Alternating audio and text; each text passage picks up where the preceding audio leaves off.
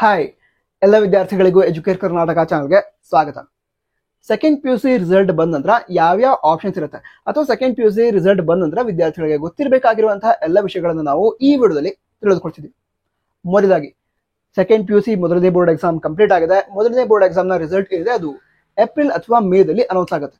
Result ಬಂದ ನಂತರ ವಿದ್ಯಾರ್ಥಿಗಳು ಬೇಕಿದ್ರೆ ನೆಕ್ಸ್ಟ್ ಕೋರ್ಸ್ನ ಜಾಯ್ನ್ ಆಗಬಹುದು. ಅಂದ್ರೆ any degree, BA, BSc, BCom, BCA ಈ ರೀತಿ ಯಾವುದೊಂದು ಡಿಗ್ರಿಯನ್ನ ಜಾಯ್ನ್ ಆಗಬಹುದು.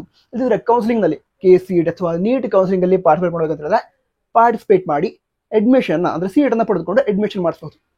ಈಗ ಯಾವುದೇ ಕೋರ್ಸ್ ಆಗಿರಲಿ ಅದರ ಅಡ್ಮಿಷನ್ ಅನ್ನ ಮಾಡ್ತಿಲ್ಲ ಅಂತ ಹೇಳಿದ್ರೆ ಆ ಸಂದರ್ಭದಲ್ಲಿ PUC ಮಾರ್ಕ್ಸ್ ಕಾರ್ಡ್ ಕೂಡ ಬೇಕಾಗುತ್ತೆ.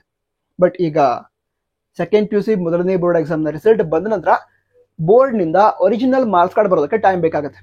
ಅಂದ್ರೆ ರಿಸಲ್ಟ್ ಬಂದ ಕೆಲವೇ ದಿನಗಳಲ್ಲಿ ಒರಿಜಿನಲ್ ಮಾರ್ಕ್ಸ್ ಕಾರ್ಡ್ ಸಿಗಲ್ಲ. ಸೊ ನಿಮ್ಮ ಅಡ್ಮಿಷನ್ಗೆ ಮಾರ್ಕ್ಸ್ ಕಾರ್ಡ್ ಬೇಕಲ್ವಾ, ಅದಕ್ಕೋಸ್ಕರ ಏನ್ ಮಾಡ್ಬೋದು ಹೇಳಿದ್ರೆ ನೀವು ಯಾವ ಕಾಲೇಜಲ್ಲಿ ಸೆಕೆಂಡ್ PUC ಅನ್ನ ಕಂಪ್ಲೀಟ್ ಮಾಡಿದಿರಾ ಆ ಕಾಲೇಜ್ಗೆ ವಿಸಿಟ್ ಮಾಡಿ, ಈಗ ಅದು ಯಾವುದೋ ಒಂದು ಡಿಗ್ರಿ ಅದಕ್ಕೆ ಅಡ್ಮಿಷನ್ ಮಾಡಿಸೋದಿದೆ, ಪ್ರೊವಿಷನಲ್ ಮಾರ್ಕ್ಸ್ ಕಾರ್ಡ್ ಬೇಕು ಅಂತ ಕೇಳಿದ್ರೆ ಪ್ರೊವಿಷನಲ್ ಮಾರ್ಕ್ಸ್ ಕಾರ್ಡ್ ಅನ್ನ ನಿಮ್ಮ ಕಾಲೇಜಲ್ಲಿ ಕೊಡ್ತಾರೆ. ಅಂದ್ರೆ ನೀವು PUC ಅನ್ನ ಕಲಿತ ಕಾಲೇಜಲ್ಲಿ ಕೊಡ್ತಾರೆ. ಆ ಒಂದು ಪ್ರೊವಿಷನಲ್ ಮಾರ್ಕ್ಸ್ ಕಾರ್ಡ್ ಅಲ್ಲಿ ನಿಮ್ಮ ಕಾಲೇಜಿನ ಡೀಟೇಲ್ಸ್ ಇರುತ್ತೆ, ಅಂದ್ರೆ ಕಾಲೇಜ್ ಹೆಸರು ಇರುತ್ತೆ, ನಂತರ ನಿಮ್ಮ ಡೀಟೇಲ್ಸ್, ನಿಮ್ಮ ಹೆಸರು, ಪೇರೆಂಟ್ಸ್ ಹೆಸರು, ನಂತರ ಡೇಟ್ ಆಫ್ ಬರ್ತ್, ಈ ರೀತಿ ಡೀಟೇಲ್ಸ್ ಇರುತ್ತೆ. ನಂತರ ನೀವು ಯಾವ್ಯಾವ ವಿಷಯಕ್ಕೆ ಎಷ್ಟು ಮಾರ್ಕ್ಸ್ ಅನ್ನ ಪಡೆದುಕೊಂಡಿದ್ದೀರಾ ಸೊ ಆ ಡೀಟೇಲ್ಸ್ ಅನ್ನ ಕೊಟ್ಟಿರ್ತಾರೆ. ಅದಂದ್ರೆ ನಿಮ್ಮ ಕಾಲೇಜ್ನ ಪ್ರಿನ್ಸಿಪಾಲ್ರು ಆ ಮಾರ್ಕ್ಸ್ ಕಾರ್ಡ್ ಮೇಲೆ ಸಿಗ್ನೇಚರ್ ಕೂಡ ಮಾಡಿರ್ತಾರೆ. ಸೊ ಆ ಒಂದು ಮಾರ್ಕ್ಸ್ ಕಾರ್ಡ್ ಏನಿರುತ್ತೆ ಅದನ್ನ ಅಡ್ಮಿಷನ್ಗೋಸ್ಕರ ಯೂಸ್ ಮಾಡ್ಕೊಳ್ಬಹುದು. ಅದರ ನಂತರ ಅಂದ್ರೆ 1 ಅಥವಾ 2 ತಿಂಗಳಾದ ನಂತರ ಒರಿಜಿನಲ್ ಮಾರ್ಕ್ಸ್ ಕಾರ್ಡ್ ಕೂಡ ಬರುತ್ತೆ, ಅದನ್ನು ಕೂಡ ಪಡೆದುಕೊಳ್ಬೇಕು. ಬಟ್ ಅಂದ್ರೆ PUC ನಂತರ ನೆಕ್ಸ್ಟ್ ಕೋರ್ಸ್ ಅನ್ನ ಜಾಯಿನ್ ಆಗುವ ಸಂದರ್ಭದಲ್ಲಿ ಆ ಪ್ರೊವಿಷನಲ್ ಮಾರ್ಕ್ಸ್ ಕಾರ್ಡ್ ಅನ್ನು ನೀವು ಯೂಸ್ ಮಾಡ್ಕೊಳ್ಬಹುದು.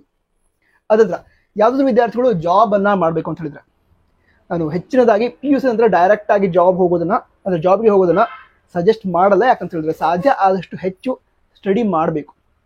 ಅಕಸ್ಮಾತ್ ಯಾವ್ದಾದ್ರು ವಿದ್ಯಾರ್ಥಿಗಳಿಗೆ ಸಾಧ್ಯನೇ ಆಗ್ತಾ ಇಲ್ಲ, ಅಂದ್ರೆ ಫೈನಾನ್ಷಿಯಲ್ ಕಂಡೀಷನ್ ಅಥವಾ ಯಾವುದೋ ಒಂದು ಪ್ರಾಬ್ಲಮ್ ಇಂದ ಮುಂದೆ ಕಲಿಯೋದಕ್ಕೆ ಆಗಲ್ಲ ಅಂತ ಹೇಳಿದ್ರೆ ಅಂತ ವಿದ್ಯಾರ್ಥಿಗಳು ಜಾಬ್ ಮಾಡಬಹುದು. ಈಗ ಫಾರೆಸ್ಟ್ ಡಿಪಾರ್ಟ್ಮೆಂಟ್, ನಂತರ ಪೋಸ್ಟ್, ರೈಲ್ವೆ ಈ ರೀತಿ ಎಲ್ಲ ಡಿಪಾರ್ಟ್ಮೆಂಟ್ಗಳಲ್ಲಿ ಜಾಬ್ ಸಿಗುತ್ತೆ. ಸ್ವಲ್ಪ ಎಕ್ಸಾಮ್ಗೋಸ್ಕರ ಪ್ರಿಪೇರ್ ಆಗಿ ಎಕ್ಸಾಮ್ ಅನ್ನ ಬರೀರಿ, ಪರ್ಮನೆಂಟ್ ಜಾಬ್ ಮಾಡ್ಕೊಳ್ಳೋದಕ್ಕಾಗತ್ತೆ, ಜಾಬ್ ಮಾಡ್ಕೊಳ್ಳಿ. ಅಂದ್ರೆ ಅಕಸ್ಮಾತಾಗಿ ನಿಮ್ಮ ಫ್ಯಾಮಿಲಿ ಸಿಚುವೇಶನ್ ಫೈನಾನ್ಷಿಯಲಿ ಅಷ್ಟು ಚೆನ್ನಾಗಿ ಇಲ್ಲ ಅಂತ ಹೇಳಿದ್ರೆ ಅದನ್ನ ಇಂಪ್ರೂವ್ ಮಾಡ್ಕೊಳ್ಬಹುದು. ಅದಕ್ಕೋಸ್ಕರ ಅದೇ ಸ್ವಲ್ಪ ಟೈಮ್ ಅನ್ನ ಇನ್ವೆಸ್ಟ್ ಮಾಡಿ, ಸ್ಟಡಿ ಮಾಡಿ, ಕಾಂಪಿಟೇಟಿವ್ ಎಕ್ಸಾಮ್ ಅನ್ನ ಬರೆದು ಪಾಸ್ ಆಗಿ ಜಾಬ್ ಅನ್ನ ಜಾಯ್ನ್ ಆಗಿ. ಬಟ್ ನಾನು ನಿಮ್ಗೆ ಸಜೆಸ್ಟ್ ಮಾಡೋದು ಆದಷ್ಟು ಮಾಡಿ ನೆಕ್ಸ್ಟ್ ಸ್ಟಡಿ ಮಾಡೋದಕ್ಕೆ ಟ್ರೈ ಮಾಡಿ. ಅದಂತರ ಮತ್ತೆ ಯಾವ್ದಾದ್ರು ವಿದ್ಯಾರ್ಥಿಗಳಿಗೆ ಅವರು ಎಕ್ಸ್ಪೆಕ್ಟ್ ಮಾಡಿದಂತಹ ಮಾರ್ಕ್ಸ್ ರಿಸಲ್ಟ್ ಅಲ್ಲಿ ಸಿಕ್ಕಿಲ್ಲ, ಅವರು ತುಂಬಾ ಚೆನ್ನಾಗಿ ಮಾರ್ಕ್ಸ್ ಬರುತ್ತೆ ಅಂತ ಅಂದ್ಕೊಂಡಿದ್ರು, ಬಟ್ ಕಡಿಮೆ ಮಾರ್ಕ್ಸ್ ಬಂದ್ಬಿಟ್ಟಿದೆ. ಅದ್ರ ಸಂದರ್ಭದಲ್ಲಿ ರಿವ್ಯಾಲ್ಯೂಯೇಷನ್ ಹಾಗೆ ರೀಟೋಟಲಿಂಗ್ ಅಂತ ಆಪ್ಷನ್ ಇರುತ್ತೆ. ನಂತರ ಈ ರೀತಿ ಆಗುವಂತ ಚಾನ್ಸಸ್ ಕಡಿಮೆ ಇರುತ್ತೆ, ಬಟ್ ಚಾನ್ಸಸ್ ಇರುತ್ತೆ. ಅಂದ್ರೆ ಈಗ ವಿದ್ಯಾರ್ಥಿಗಳು ಎಕ್ಸ್ಪೆಕ್ಟ್ ಮಾಡಿರ್ತಾರೆ, ಸೊ ಅವರು ಎಷ್ಟು ಎಕ್ಸ್ಪೆಕ್ಟ್ ಮಾಡಿದಾರೋ ಅಥವಾ ಎಷ್ಟು ಬರೆದಿದಾರೋ ಅದಕ್ಕೆ ಸರಿಯಾಗಿ ಮಾರ್ಕ್ಸ್ ಹೆಚ್ಚಿನದಾಗಿ 95% ಸಿಗುತ್ತೆ. ಬಟ್ ಕೆಲವು ಚಾನ್ಸ್ ಕೂಡ ಇರುತ್ತೆ ಅವರು ಎಷ್ಟು ಬರೆದಿದಾರೋ ಅದಕ್ಕೆ ಕರೆಕ್ಟ್ ಆಗಿ ಮಾರ್ಕ್ಸ್ ಸಿಕ್ಕಿರಲ್ಲ. ಯಾಕಂತ ಹೇಳಿದ್ರೆ ಈ ಸೆಕೆಂಡ್ PUC ಬೋರ್ಡ್ ಎಕ್ಸಾಮ್ ಇದೆ, ಅದರಲ್ಲಿ ಪ್ರತಿ ವಿದ್ಯಾರ್ಥಿಗಳ ಆನ್ಸರ್ ಪೇಪರ್ 2 ಬಾರಿ ಚೆಕ್ ಆಗುತ್ತೆ. ಈಗ ಅಕಸ್ಮಾತ್ ಆಗಿ ಮೊದಲನೇ ಬಾರಿ ಚೆಕ್ ಮಾಡಿದಾಗ ಏನೋ ಮಿಸ್ಟೇಕ್ ಕರೆಕ್ಟ್ ಆಗಿ ಮಾರ್ಕ್ಸ್ ಅಲಾಟ್ ಮಾಡಿಲ್ಲ ಅಂತ ಹೇಳಿದ್ರು ಕೂಡ 2ನೇ ಬಾರಿ ಚೆಕ್ ಆಗುತ್ತೆ. ಆ ಟೈಮಲ್ಲಿ ಕರೆಕ್ಟ್ ಆಗಿ ಇವ್ಯಾಲ್ಯೂಯೇಟ್ ಆಗುವಂತಹ ಚಾನ್ಸಸ್ ಇರುತ್ತೆ. ಅದಕ್ಕೋಸ್ಕರ ಏನಾಗುತ್ತೆ, ಕರೆಕ್ಟ್ ಆದ ಮಾರ್ಕ್ಸ್ ಸಿಗುತ್ತೆ. ಬಟ್ ಹಿಂದಿನ ವರ್ಷಗಳಲ್ಲಿ ಕೆಲವು ವಿದ್ಯಾರ್ಥಿಗಳು ಈ ರೀತಿ ಇದ್ರೂ ಕೂಡ, ಅಂದ್ರೆ 2 ಬಾರಿ ಇವ್ಯಾಲ್ಯೂಯೇಷನ್ ನಡೆದ್ರೂ ಕೂಡ, ಅಂದ್ರೆ ಹೇಳಿದ್ನಲ್ವಾ 2 ಬಾರಿ ಚೆಕ್ ಮಾಡ್ತಾರಂತ, ಆ ರೀತಿ ಇದ್ರೂ ಕೂಡ ಮಾರ್ಕ್ಸ್ ಅನ್ನ ಕಳೆದುಕೊಂಡಿದ್ರು. ಅದಂತ ರಿವ್ಯಾಲ್ಯೂಯೇಷನ್ಗೆ ಅಪ್ಲೈ ಮಾಡಿದ ನಂತರ ಅವ್ರೇನು ಎಕ್ಸ್ಪೆಕ್ಟ್ ಮಾಡಿದ್ರು ಅಷ್ಟು ಮಾರ್ಕ್ಸ್ ಕೂಡ ಸಿಕ್ತು. ಸರಿನಾ? ಸೊ ಈ ಆಪ್ಷನ್ ಇರುತ್ತೆ, ಇದು ನಿಮಗೆ ಗೊತ್ತಿರಲಿ.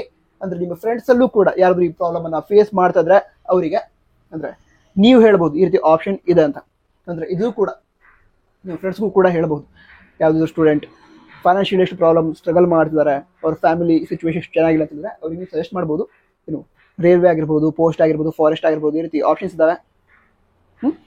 ಅದ್ರ ನೆಕ್ಸ್ಟ್ ಈಗ ಯಾವ್ದಾದ್ರು ವಿದ್ಯಾರ್ಥಿಗಳು ಸೆಕೆಂಡ್ ಬೋರ್ಡ್ ಎಕ್ಸಾಮ್ ಅನ್ನ ಬರೀಬೇಕು ಅಂತ ಹೇಳಿದ್ರೆ, ಅಂದ್ರೆ ಫಸ್ಟ್ ಎಕ್ಸಾಮ್ನ ರಿಸಲ್ಟ್ ಬಂತು, ಅವರು ಎಷ್ಟು ಚೆನ್ನಾಗಿ ಎಕ್ಸಾಮ್ ಬರೀಬೇಕು ಅಂತ ಹೇಳಿದ್ರು ಅಷ್ಟು ಚೆನ್ನಾಗಿ ಬರೆಯೋದಕ್ಕೆ ಆಗಿಲ್ಲ, ಏನೋ ಪ್ರಾಬ್ಲಮ್ ಇಂದ ಬರೆಯೋದಕ್ಕೆ ಆಗಿಲ್ಲ. ಅದಕ್ಕೋಸ್ಕರ ಮಾರ್ಕ್ಸ್ ಇಂಪ್ರೂವ್ಮೆಂಟ್ ಮಾಡ್ಕೋಬೇಕು ಅಂತ ಹೇಳಿದ್ರೆ ಅವ್ರೇನ್ ಮಾಡ್ಬೋದು ಅಂತ ಹೇಳಿದ್ರೆ ಈ ಸೆಕೆಂಡ್ ಬೋರ್ಡ್ ಎಕ್ಸಾಮ್ ಅನ್ನ ಬರಿಬಹುದು. ಸೆಕೆಂಡ್ ಬೋರ್ಡ್ ಎಕ್ಸಾಮ್ ಬರೆದು ಮಾರ್ಕ್ಸ್ ಅನ್ನ ಇಂಪ್ರೂವ್ಮೆಂಟ್ ಮಾಡ್ಕೊಳ್ಬಹುದು.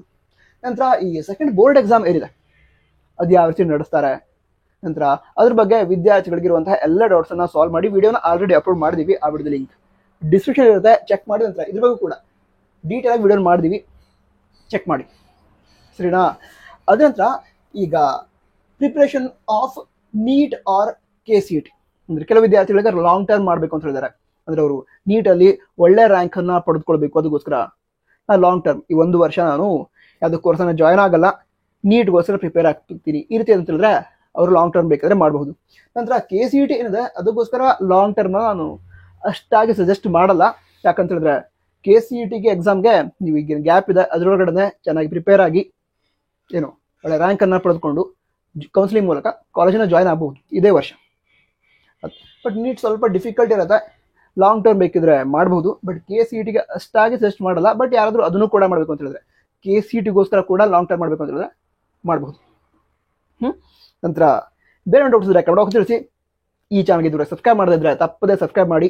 ಬೇರೆ ಡೌಟ್ಸ್ ಇದ್ರೆ ಹೇಳಿದ್ನಲ್ವಾ ಕಮೆಂಟ್ ಬಾಕ್ಸ್ ಅಲ್ಲಿ. All the best. ಜೈ ಹಿಂದ್. ವಂದೇ ಮಾತರಂ.